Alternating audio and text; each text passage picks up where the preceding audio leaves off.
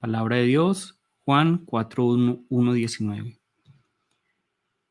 Cuando pues el Señor entendió que los fariseos habían oído decir, Jesús hace y bautiza más discípulos que Juan, aunque Jesús no bautizaba, sino sus discípulos, salió de Judea y se fue otra vez a Galilea, y le era necesario pasar por Samaria.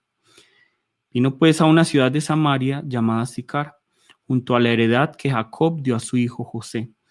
Y estaba allí el pozo de Jacob. Entonces Jesús, cansado del camino, se sentó así junto al pozo. Era como la hora sexta. Vino una mujer de Samaria a sacar agua, y Jesús le dijo, dame de beber, pues sus discípulos habían ido a la ciudad a comprar de comer. La mujer samaritana le dijo, ¿cómo tú, siendo judío, me pides a mí de beber, que soy mujer samaritana?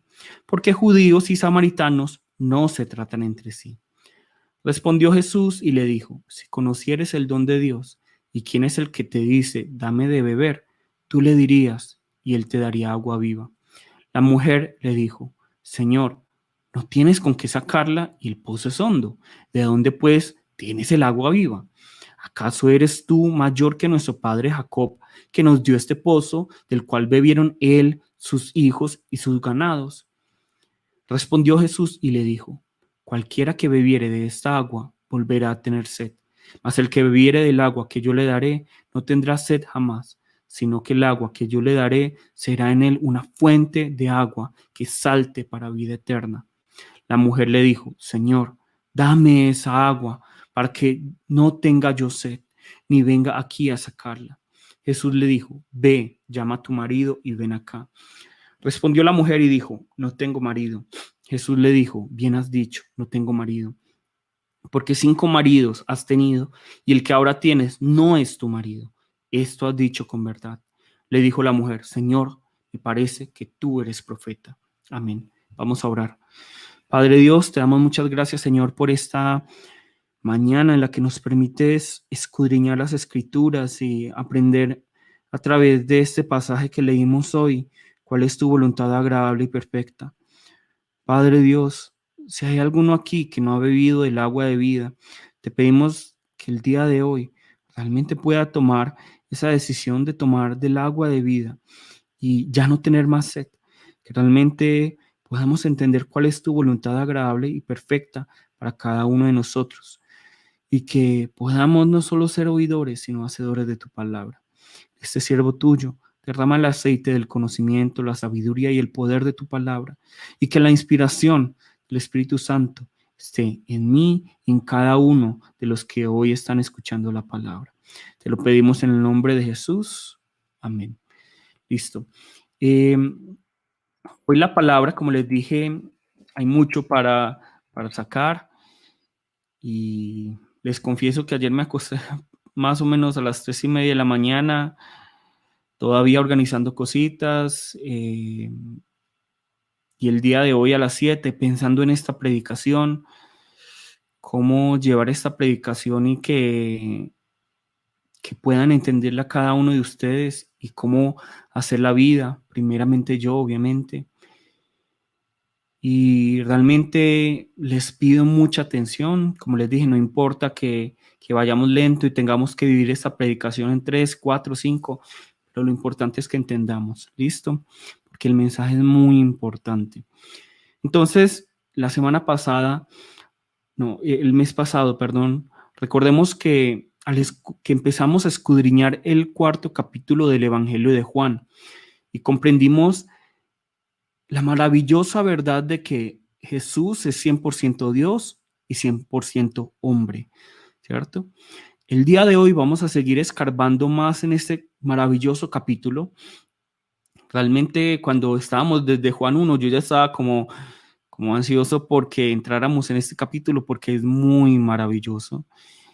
Y le pido al Señor que realmente podamos estar conectados con el Espíritu Santo en unidad para que podamos entender este pasaje todos. Y bueno, para que no nos alarguemos más en la introducción, vamos a la palabra. Entonces vamos a Juan 4:1-4 y nos dice la palabra, por tanto, esta es otra versión, Biblia de las Américas. Por tanto, cuando el Señor supo que los fariseos habían oído que él hacía y bautizaba más discípulos que Juan, aunque Jesús mismo no bautizaba sino sus discípulos, salió de Galilea y partió otra vez para Galilea. Y tenía que pasar por Samaria. ¿Cierto? Eso es lo que vemos aquí. Y aquí es nace la primera pregunta que yo les hacía. ¿Por qué será que aquí la palabra nos dice que Jesús tenía que pasar por Samaria? De hecho, en Reina Valera nos dice que Jesús necesitaba pasar por Samaria. ¿Listo? Entonces, este punto es muy importante. Lo que nos está diciendo primero, veamos lo que nos está diciendo la palabra, es que el momento en que Jesús se entera de que los fariseos habían escuchado el falso rumor que Jesús supuestamente bautizaba, sale de Judea para ir a Galilea, ¿cierto? Jesús no bautizaba, aquí nos está diciendo la palabra. Jesús no bautizó a nadie, ¿cierto? Lo hacían los discípulos. Pero los fariseos habían escuchado el rumor falso de que Jesús estaba bautizando. Aquí podemos sacar varias cosas, pero el punto principal de hoy, más que esto, está en el versículo 4. De pronto ya habíamos discutido la semana pasada un poco del 1 al 3, pero hoy nuestra atención debe estar en el versículo 4, donde nos dice que Jesús tuvo que pasar por Samaria, ¿cierto? Entonces Jesús va de Judea a Galilea y tiene que pasar por Samaria, nos dice la palabra. Y obligadamente, nos guste o no, si deseamos entender la razón por la que Juan usa la palabra tenía que o necesitaba, e incluso si queremos entender la historia de la mujer samaritana, si queremos entender por qué la mujer samaritana se sorprende cuando Jesús le habla, debemos entender el contexto, ¿cierto? Debemos entender el contexto, algo que siempre yo les he dicho, el contexto es importante. ¿Y qué es el contexto aquí? ¿Cuál es el contexto? Es entender por qué los judíos y los samaritanos se odian tanto. Es entender por qué la mujer se sorprende cuando Jesús, siendo judío y él siendo samaritana, le está hablando. Y es importante que pongamos atención y voy a detenerme aquí. Voy a hablar lentamente para que podamos entender esto y las próximas predicaciones. ¿Listo? Como les dije, no importa que nos demoremos más tiempo en tratar el capítulo 4, pero lo importante es que podamos sacar lo más que podamos para que esa palabra se haga vida en nosotros, no para que se quede en la cabeza, sino para que se haga vida en nosotros. ¿Listo? De nada sirve el conocimiento si no se hace vida. Entonces, para ello, para que podamos entender lo que está pasando entre la mujer samaritana y Jesús, debemos recordar la historia de Israel, ¿cierto? Debemos recordar la historia de Israel. Y lo primero que debemos recordar es que Israel se divide en dos, ¿cierto? Israel se divide en dos. Y finalmente los dos son Israel, pero se divide en dos, ¿cierto? Se va a dividir en dos y vamos a ver qué se llama Reino del Norte y Reino del Sur. ¿Listo?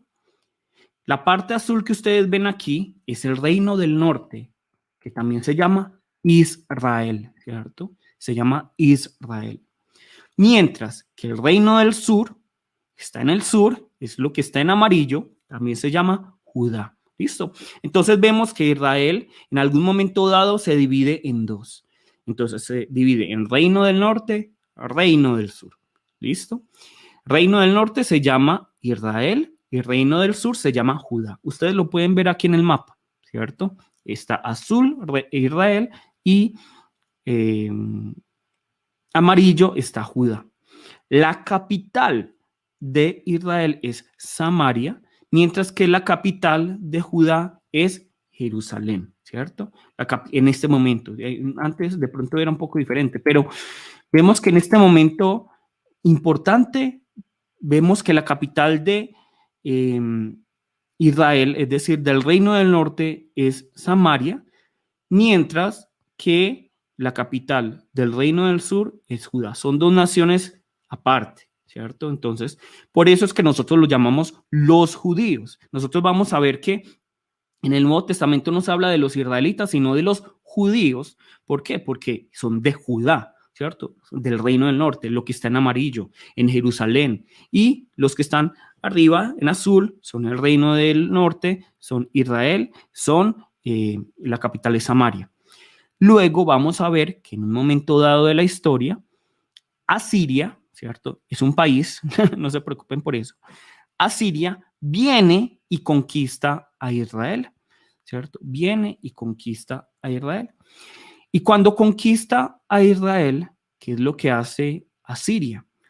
Primero, se va a llevar a algunas personas de Israel, es decir, del reino del norte, es decir, lo que ustedes ven en azul, se lleva a algunas personas. ¿A quién? ¿A quiénes? A los mejores, a los mejorcitos se los lleva. ¿Para qué? ¿Para dónde? Para Asiria, que es un país. Pero no todos se van para Siria, algunos quedan. ¿Quiénes quedan? Quedan, digamos, aquellos que de pronto no eran los de alta clase, todo esto, los dejan en esta tierra, ¿cierto? Los dejan en la tierra. Es decir, que no todos los israelitas se fueron para Siria, sino que algunos se quedaron. Pero no solo se quedaron ellos, sino que Asiria también trajo algunas personas de Asiria para Israel. ¿Listo?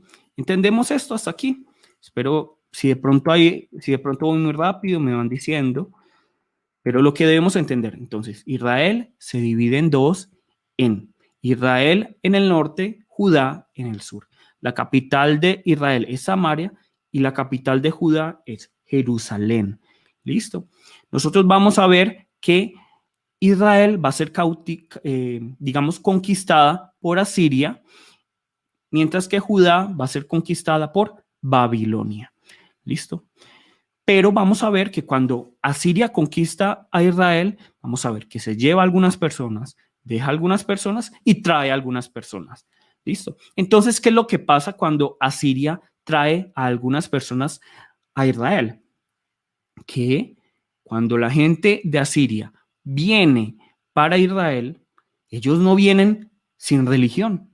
Todo lo contrario, ellos vienen trayendo a todos sus dioses.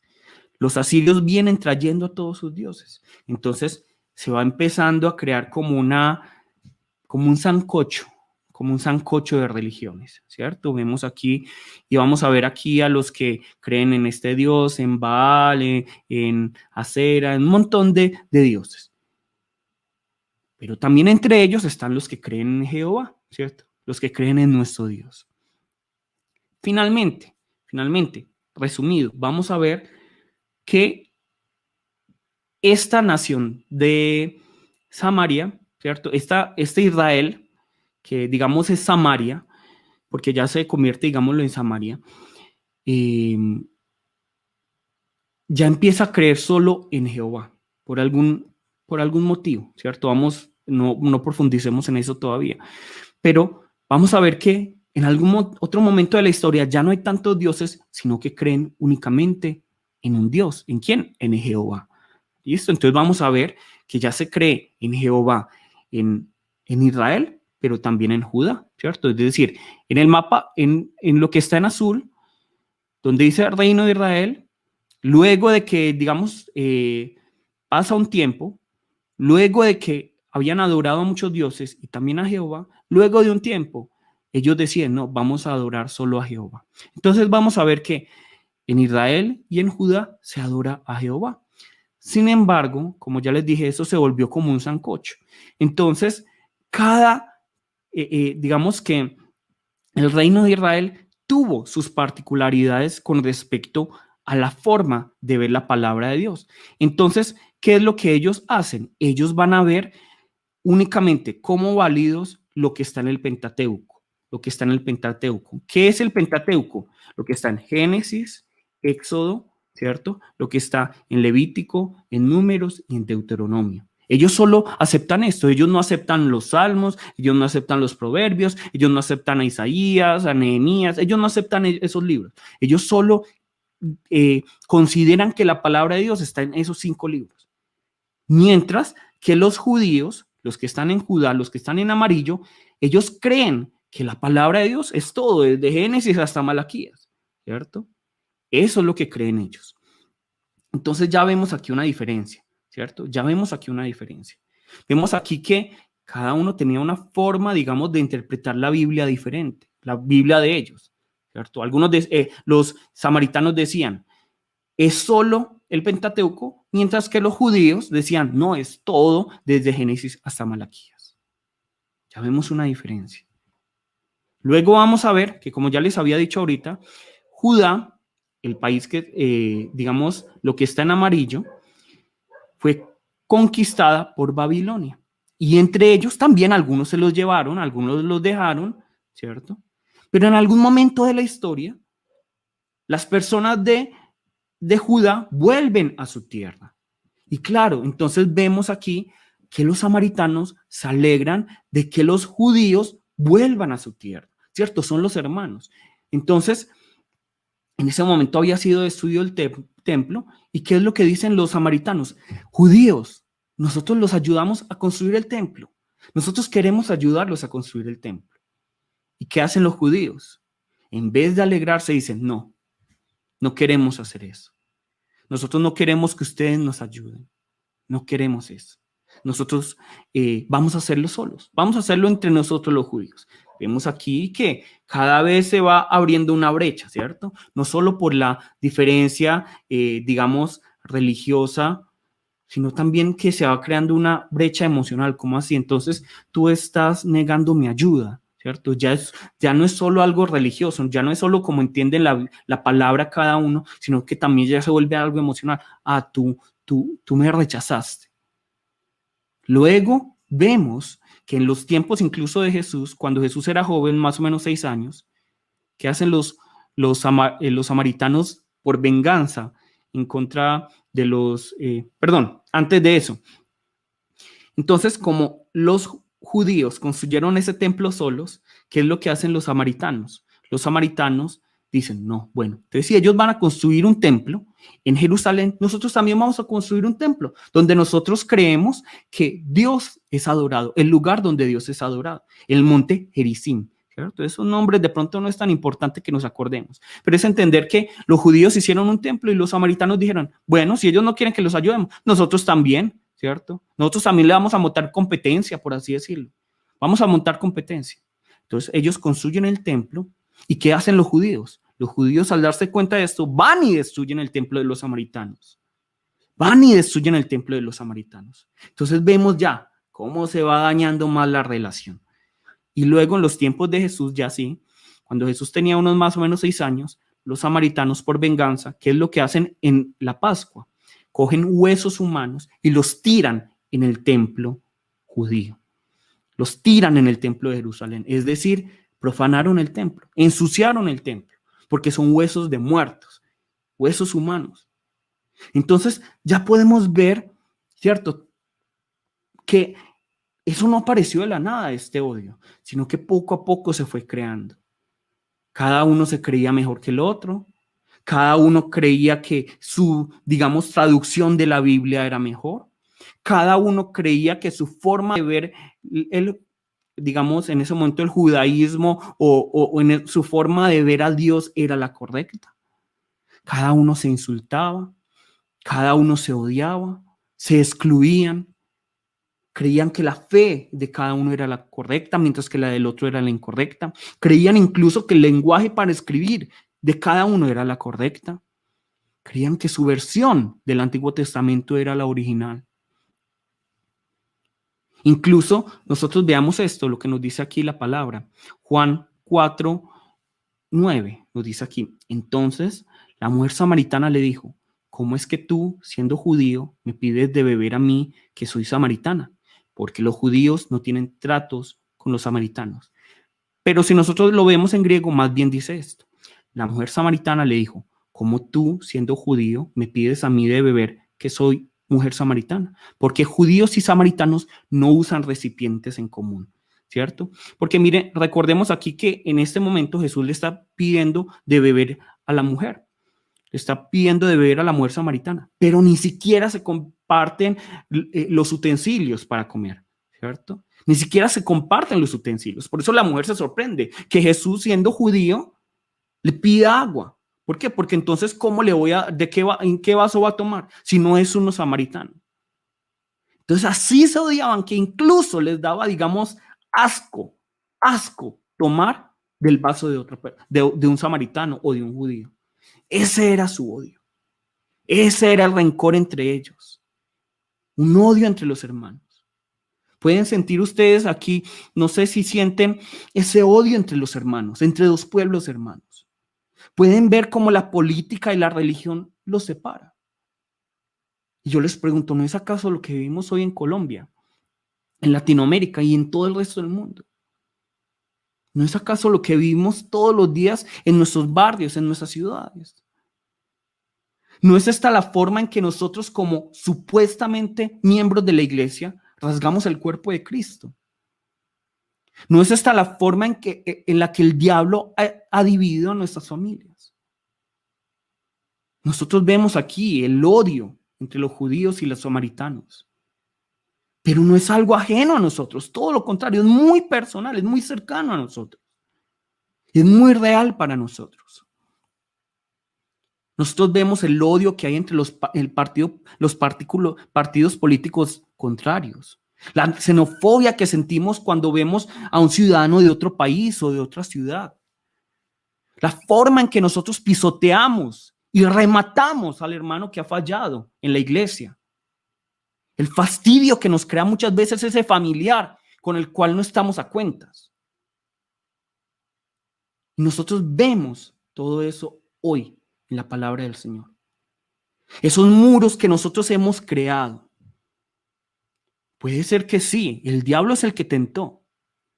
El diablo es que de pronto comenzó, pero nosotros fuimos los que le permitimos al diablo, los que le dimos al diablo nuestras manos, nuestros ojos, nuestra boca, para que él utilice todo esto para destruir a nuestra nación, a nuestra iglesia, a nuestra familia y a nosotros mismos. Entonces vemos esta división que no es la voluntad de Dios. Vemos esta división, este odio entre pueblos que realmente eran hermanos. Es que todos vienen de un mismo padre, de una misma familia, y se dividen, y se odian, y se detestan, y cada uno cree estar en lo correcto. Cada uno con su interpretación. Y seguramente los judíos creían que los samaritanos eran media sangre, ¿cierto? Tenían sangre manchada con los asirios, pero los judíos tampoco es que eran perfectos, porque ellos habían sido conquistados por los babilonios, entonces tampoco es que ellos fueran perfectos, su sangre tampoco era tan pura como se creían. O como muchas personas se creen, es que yo soy pura sangre, digámoslo así, hoy en día, digámoslo el racismo, blanca. Es que yo soy totalmente europeo. Campesinos, no, los campesinos, ¿qué relación tengo? A mí no me digan campesino. Yo no tengo relación con los indígenas colombianos. ¿Por qué? ¿Por qué? Hemos creado muros. Hemos creado barreras entre nosotros. Pero ¿saben qué nos dice la palabra? En Juan 3:16. De tal manera amó Dios al mundo, ha dado su Hijo unigénito para que todo aquel que en él cree no se pierda, mas tenga vida eterna. Esto es una realidad para cada uno de nosotros. Jesús viene a cada uno de nosotros para que si creemos en él podamos tener vida eterna, pero también lo hace por aquella persona que tanto odiamos, por esa persona que tanto despreciamos, por esa persona que también criticamos, por esa persona que nosotros estamos minimizando. Es decir, que lo que la palabra nos está diciendo aquí es que Jesús necesitó, entre comillas, o tuvo que venir para cumplir la voluntad del Padre en nosotros, pero también en ese prójimo, en ese enemigo, en ese familiar que tanto detestamos. Es decir, que cuando nosotros detestamos, odiamos a ese prójimo, a ese enemigo, o a ese familiar, o a ese hermano, estamos finalmente despreciando la obra de Cristo. Jesús pudo haber tomado otra ruta, totalmente. Jesús pudo haber tomado otra ruta de Judea a Galilea. De hecho, los judíos, muchos judíos, no puedo decir que todos, muchos judíos preferían dar una vuelta para no tener que pasar por Samaria. Es que miren, aquí yo les pongo, Galilea está arriba de café, Samaria está verde claro y Judea está de verde oscuro. Entonces muchos judíos, para evitar pasar por Samaria, miren, es más rápido pasar por Samaria, pero para no pasar por Samaria, porque detestaban a los samaritanos, preferían dar la vuelta de aquí la flecha roja. Imagínense cuánto era el odio, cuánto era el odio. Y cuántos de ustedes, yo les pregunto, cuántos de nosotros, porque a mí también me ha pasado, preferimos dar una vuelta más larga en muchas cosas de la vida antes que pasar cerca de la casa de esa persona que tanto detestamos, de ese familiar? ¿Cuántas veces nosotros, por odio a un familiar, no somos capaces de pedirle, digámosle, la sal, sino que más bien nos toca pararnos y coger la sal, en vez de decirle a aquel hermano que está cerca de la sal que nos pase la sal? ¿Cuántos de nosotros? ¿Saben cuánto ha producido el odio? ¿Cuánto ha producido el odio en nosotros? Entonces vemos aquí que la palabra dice, y que Jesús podía pasar por cualquier otra, pudo haber ido desde Judea a Galilea por otro camino, no estaba bloqueado. Jesús no tuvo que pasar por Samaria porque estuviera bloqueada la vía por un derrumbe. Jesús tuvo que pasar por Samaria. ¿Por qué? Porque él tenía una cita programada con una mujer samaritana, y aunque ella no lo supiera. Una mujer samaritana que se iba a convertir en aquella que iba a dar el testimonio de Jesús al pueblo de los samaritanos. No fue una casualidad que Jesús pasara por Samaria, ni fue una casualidad que Jesús se encontrara con la mujer samaritana. Ni fue casualidad, ni obra de teatro, ni digamos una poesía, ni una parábola que Jesús le pidiera algo de beber a la mujer samaritana. Todo esto hacía parte, todo esto fue orquestado por el director de esta sinfonía de salvación, que es Dios. Y de la misma manera que Jesús tuvo y necesitó para cumplir la voluntad de Dios que pasar por Samaria para encontrarse con esta mujer, de la misma manera, el día de hoy, nosotros debemos reconocer que Jesús tuvo y necesitó hacerse carne, morir en la cruz y resucitar por nosotros, pero también por nuestros hermanos, también por nuestro prójimo, también por nuestro familiar, también por nuestros enemigos. Esa es la voluntad de Dios. Y Jesús dice, ¿cuál es el alimento mío? ¿Cuál es mi alimento? Juan 4:34, Jesús les dijo, mi comida es hacer la voluntad del que me envió y llevar a cabo su obra. Miren, por eso es que Jesús necesitaba ir a Samaria, para realizar la voluntad del Padre, para comer la comida espiritual. Para comer la comida espiritual.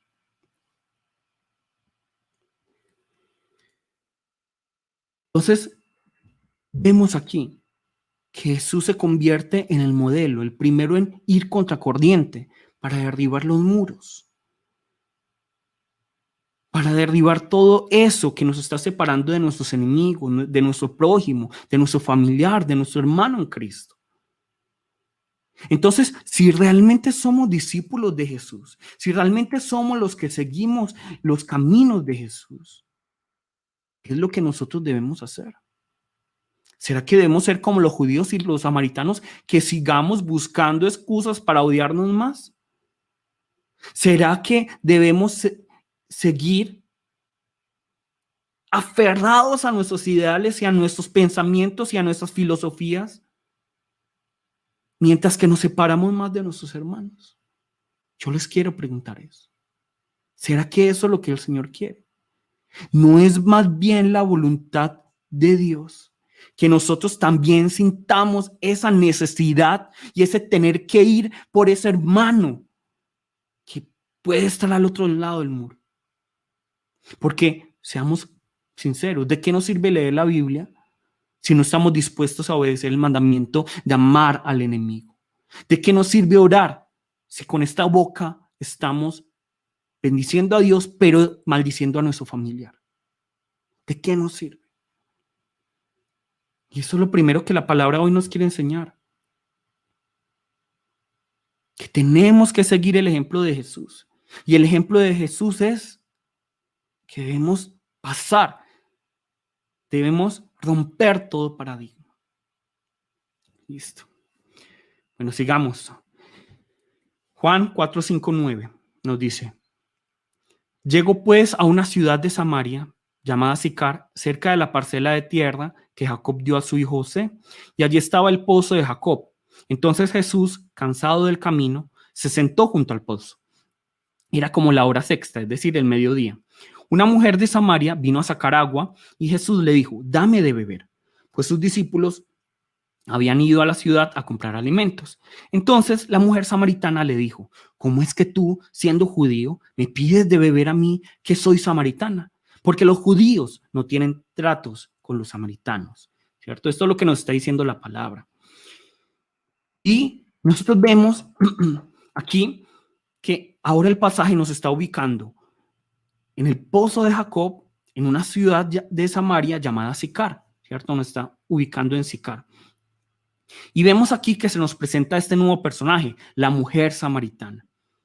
Y a esta mujer samaritana Jesús le pide algo de beber, ¿cierto? Y vamos a ver que esta mujer se va a sorprender por dos cosas, ¿cierto? Hay dos motivos por los que ella se sorprende. Primero, por lo que ya hablamos ahora, porque ella es samaritana. Y los judíos y los samaritanos no se tratan, nos dice la palabra. Los judíos y los samaritanos no se tratan. Pero segundo, vamos a ver que digamos que lo que le sorprende a la mujer es que Jesús le está hablando a ella, porque ella es mujer. Vamos a ver aquí, incluso los discípulos se asombran cuando ven que Jesús está hablando con una mujer. Juan 4:27.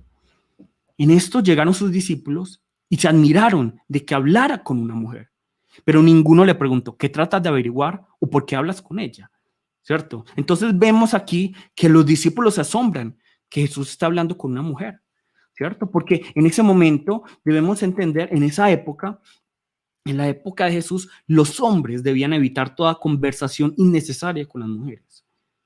De hecho, nosotros vemos en algunos, digamos, textos que para una persona estudiosa era inapropiado hablar con una mujer.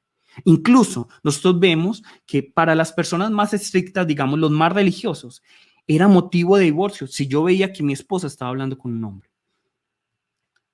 ¿A ustedes les parece eso? Pues la relación más tóxica. Entonces, si nosotros incluso vemos hoy en día en Medio Oriente, en algunos países, si una mujer y un hombre están hablando, digamos, en privado por más de 20 minutos, ya se considera que tienen relaciones, que han tenido relaciones sexuales, que están en adulterio o en fornicación. Tal era la imagen de la mujer en esa época. Y no podemos decir que era machismo realmente, era esa época, ¿cierto? Era esa época y esa era la cultura. Realmente hoy nos parece escandaloso y en los próximos años otras cosas nos van a parecer escandalosas. No es que estemos evolucionando, era esa cultura. Pero entonces nosotros vemos aquí que la mujer era, digamos, por así decirlo, menospreciada.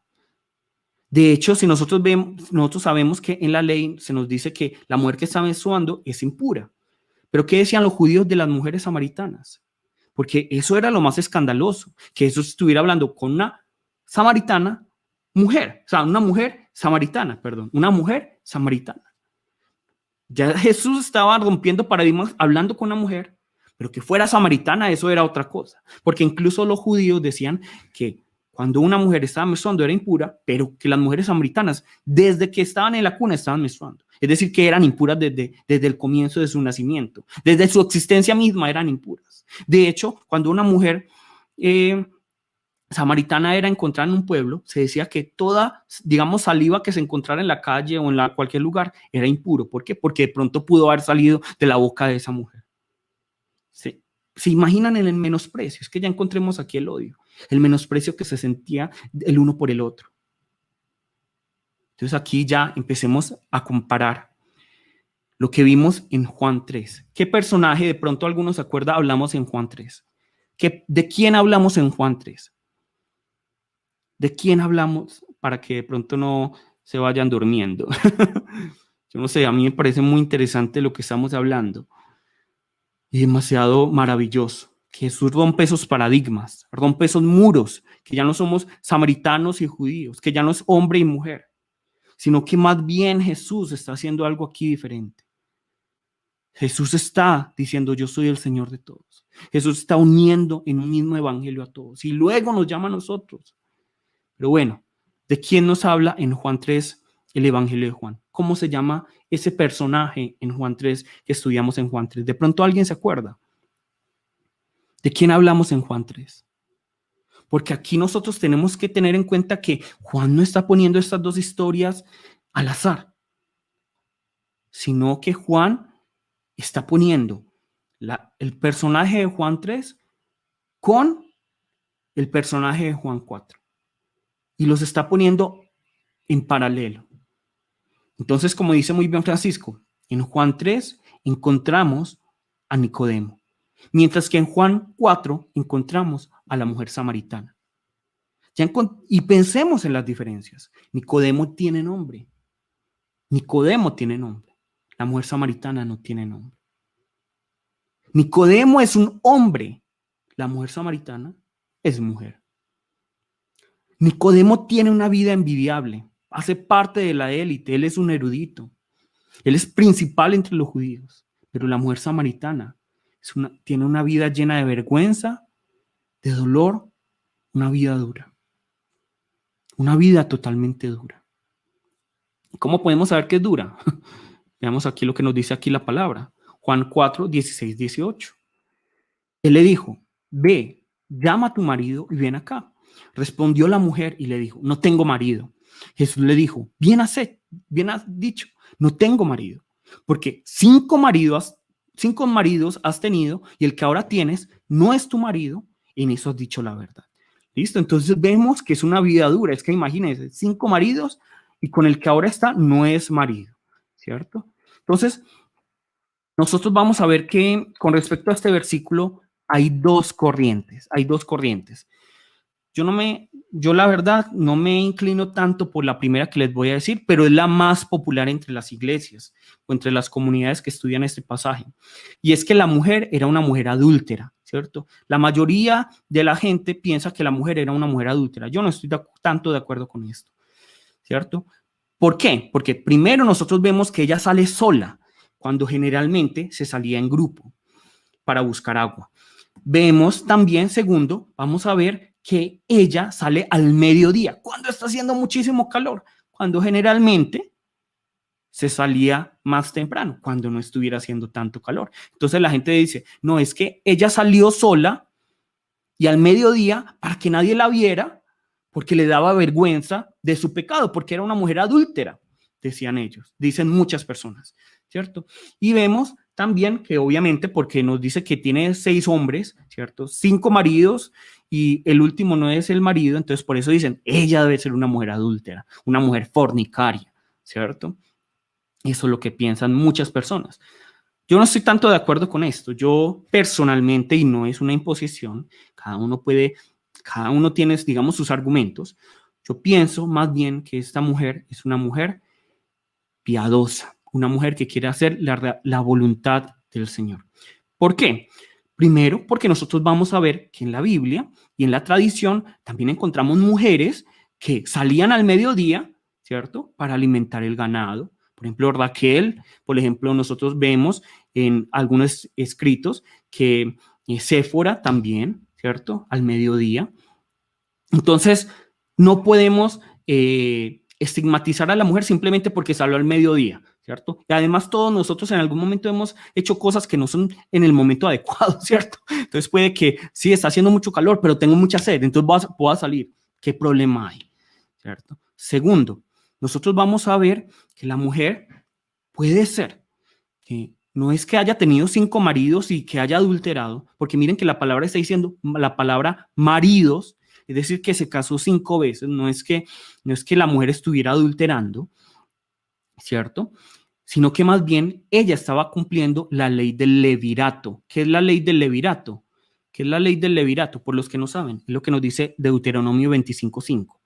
Cuando dos hermanos habitan juntos y uno de ellos muere y no tiene hijo, la mujer del fallecido no se casará fuera de la familia con un extraño, el cuñado se allegará a ella y la tomará para sí como mujer y cumplirá con ella su deber de cuñado, ¿cierto? Entonces, ¿qué es la ley de levirato? Para que entendamos es, digamos, si un hombre se casa con una mujer y este hombre muere sin hijos, la mujer se tiene que casar con el hermano de este hombre para que tenga hijos, hasta que tenga hijos. Y el hijo no va a ser ni siquiera del segundo hermano, sino que va a ser del primer hijo. Y digamos que este hermano tampoco tiene hijos. Entonces, ¿qué pasa? La mujer se tiene que casar con el tercero. Ese tampoco, con el cuarto. Ese tampoco, con el quinto. Y así, así, así, así. De hecho, esto lo vamos a ver con la historia de Tamar. De hecho, esto lo vamos a ver en Tobías, en un libro apócrifo, que de donde sale, siete maridos ha tenido. De ahí sale también, de este libro apócrifo. Entonces, vemos que esto no era una práctica poco común, ¿cierto? No era algo extraño. Entonces vemos que más bien esta mujer, en vez de ser una mujer adúltera, era una mujer que quería cumplir la voluntad de Dios. Y sin embargo, pensemos un poco en el sufrimiento, porque es que imagínense, Tamar también, nosotros vemos la historia de Tamar, y si uno escucha a los judíos que han vivido esto, dicen, es un sufrimiento, porque es que imagínense, yo me enamoré del primer hermano, pero me toca casarme con el segundo, aunque yo no lo ame, y al tercero, y al cuarto, al quinto, por obedecer un mandamiento. Y nosotros podemos decir, pero es que qué gozo cumplir el mandamiento del Señor, pero es que también debemos entender que el ser humano es ser humano y no es tan fácil como decir, no, es que sí, yo me entrego a la ley y yo no voy a sentir nada. No, seguramente esas mujeres sufrían y como lo dicen también, por ejemplo, en Tobías y como lo dicen también muchas mujeres que les ha tocado vivir eso. ¿Por qué? Porque esas mujeres son estigmatizadas, el matamaridos, ¿cierto? Incluso hay historias en las que dice que los hombres morían justamente en el día del matrimonio. El matamaridos. ¿Se imaginan el estigma, la vergüenza, el dolor, el sufrimiento de esta mujer? Puede pasar con esta mujer.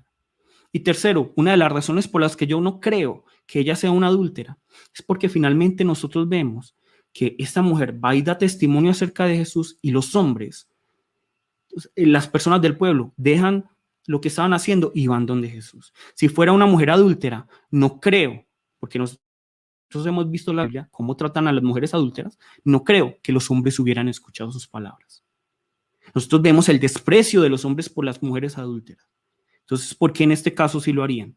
No hay razón de ser, ¿cierto? Vemos aquí Juan 4:39. Y de aquella ciudad, muchos de los samaritanos creyeron en él por la palabra de la mujer que daba testimonio, diciendo, él me dijo todo lo que yo he hecho, ¿cierto? Él me dijo todo lo que yo he hecho. Entonces vemos, aquí nos tenemos que preguntar, ¿entonces la mujer es una adúltera?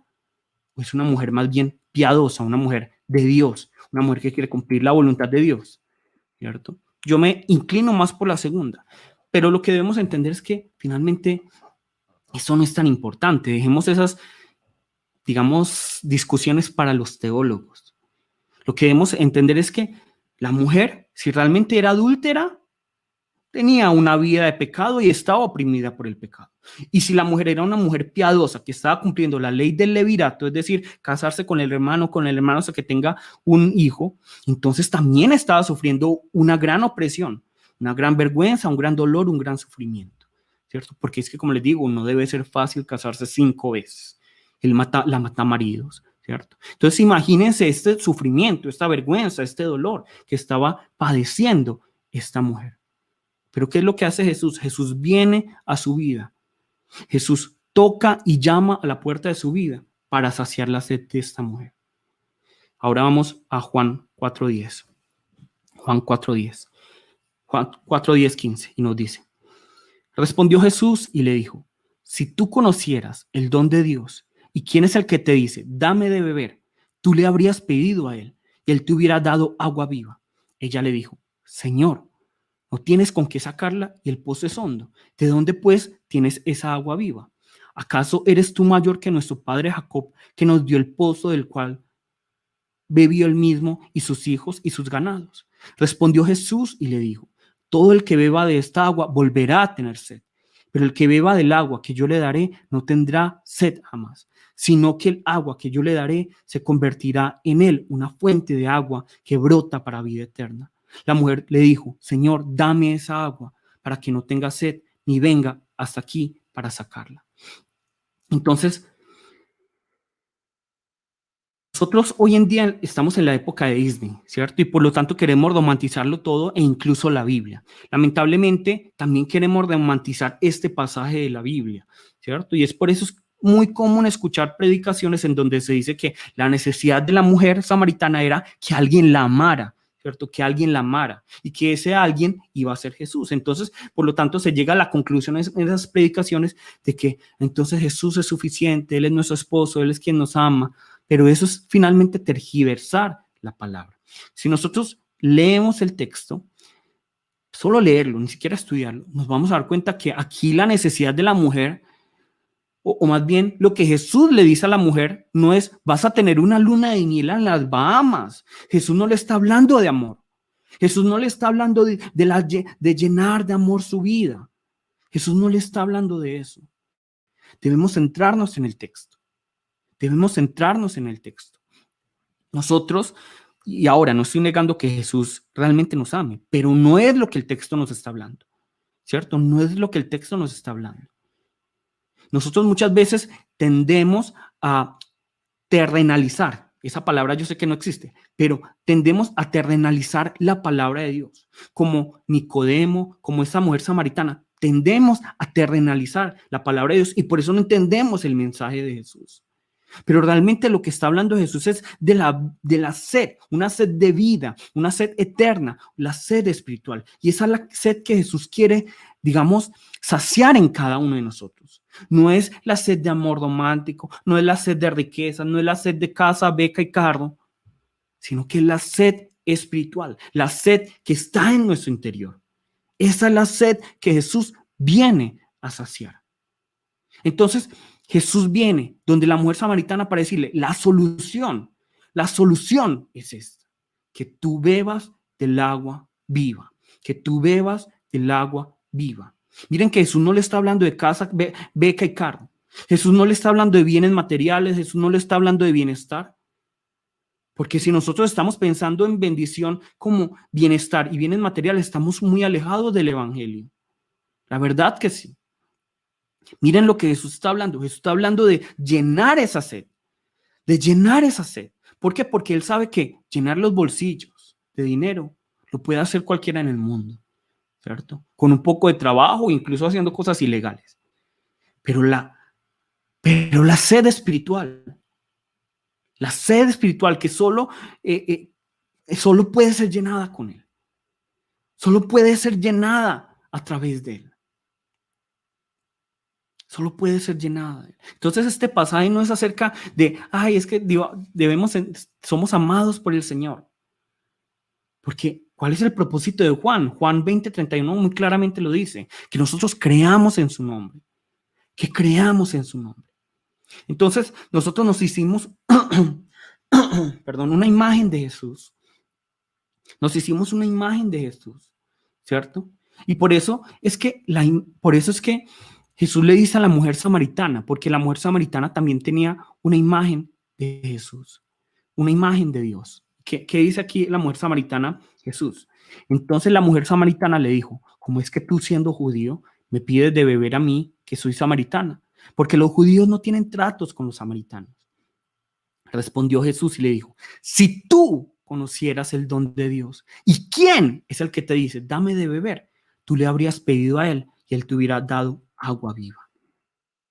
Entonces vemos aquí que la mujer está preocupada aquí por las barreras que los separan, ¿cierto? La mujer está preocupada porque él es judío y ella es samaritana.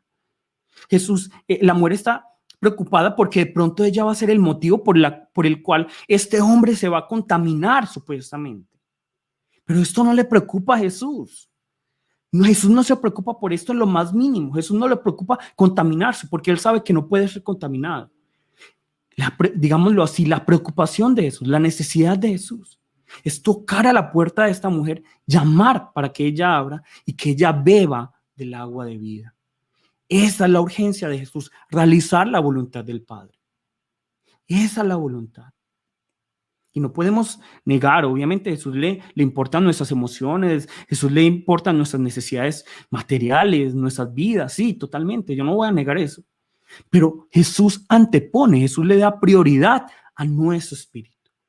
Y lo que el Señor quiere de cada uno de nosotros no es que saciemos nuestra necesidad, nuestra sed de lo temporal de este mundo, que puede ser llenado con lo de este mundo, sino que lo que el Señor quiere es que nosotros seamos saciados de esa sed espiritual que solo Él puede saciar, de esa sed de vida que solo Él puede saciar, nada más.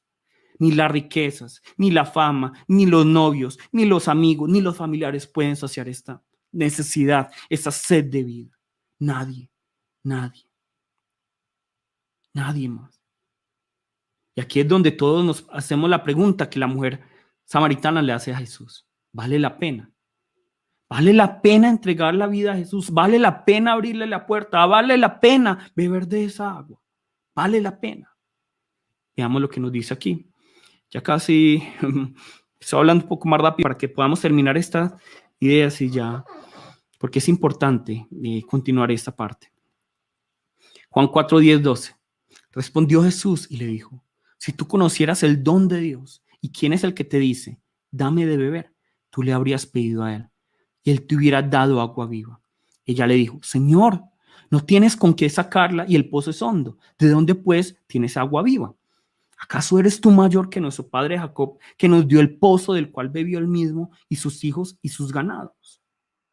Entonces vemos aquí la palabra que la mujer le está preguntando, ¿cierto? Jesús, ¿acaso eres tú mayor que Jacob? ¿Eres tú mayor que Jacob, aquel que nos dio este pozo? Y lo que nosotros tenemos que entender es que muchas guerras se han librado y se van a librar por el agua, ¿cierto? Por el agua. La gente va a empezar realmente a tener guerras por agua y ya lo estamos, digámoslo, viviendo. Y en la época de Jesús no era diferente.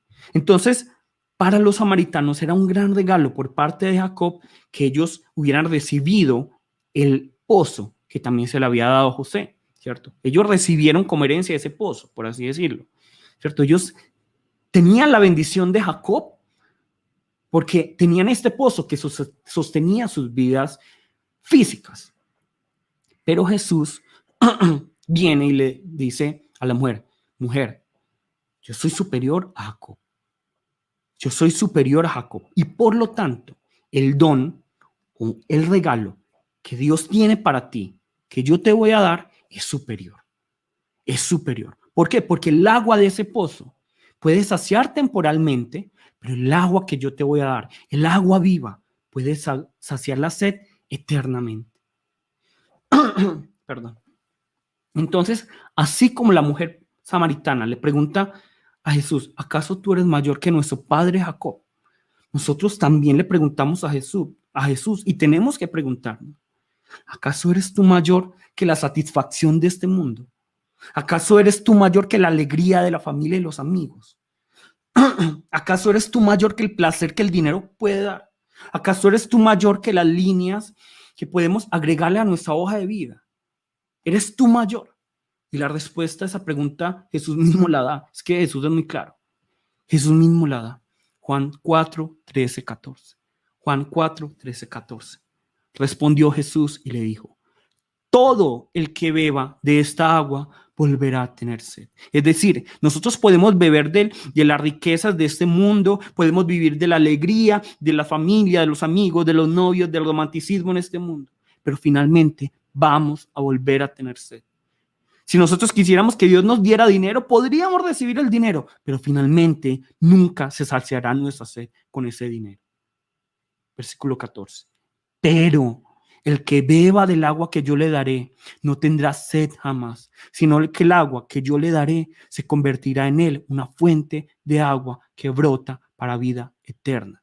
Es decir, el que beba, el que reciba al Espíritu Santo, El que reciba al Espíritu Santo, el que reciba a la vida, el que reciba la revelación de Dios que es Jesús, el que reciba a Jesús, a Cristo en su vida, jamás volverá a tener sed, y en su interior habrá una fuente de agua que brota para vida eterna. Por eso la invitación de la palabra del día de hoy, amados hermanos y hermanas en Cristo, nosotros podemos buscar saciar la sed con las cosas de este mundo. Totalmente podemos hacerlo.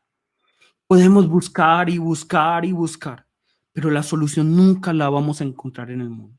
Nunca la vamos a encontrar. Y ya muchos lo han buscado, ¿cierto? Y es cierto que el pecado, las riquezas, el entretenimiento, los amigos, los romances de este mundo pueden saciar temporalmente esa sed, una sed existencial. Pero ¿quién puede llenarnos de plenitud de existencia? ¿Quién puede llenarnos de esa existencia? ¿Quién puede saciarnos esa sed eternamente? Únicamente Jesucristo. Porque Jesucristo es el camino, la verdad y la vida. Él está a la puerta y llama a la vida de cada uno de ustedes. ¿Para qué? Para que abramos, para que bebamos del agua de vida. Por lo tanto, la invitación de la palabra del día de hoy es: abra ya. Abra en este mismo la puerta y tome del agua de vida, beba del agua de vida, para que su sed sea saciada. Para que su sed sea saciada. Porque tenemos a alguien que es mayor que Jacob, que no nos da un pozo únicamente, sino que produce en nosotros una fuente de vida eterna. Amados hermanos, maravilloso. Podría extenderme más, pero para eso tenemos la próxima semana. ¿Listo? Vamos a meditar en esta palabra. Vamos a meditar en esta palabra también un poco más, a reflexionar. El miércoles o el viernes yo les voy contando, pero vamos reflexionando. Los que tengan alguna pregunta, vamos pensándolas o pensando, bueno, esto me tocó, esto puedo sacar práctico yo para mi vida. ¿Listo? Vamos a orar. Padre Dios, te damos muchas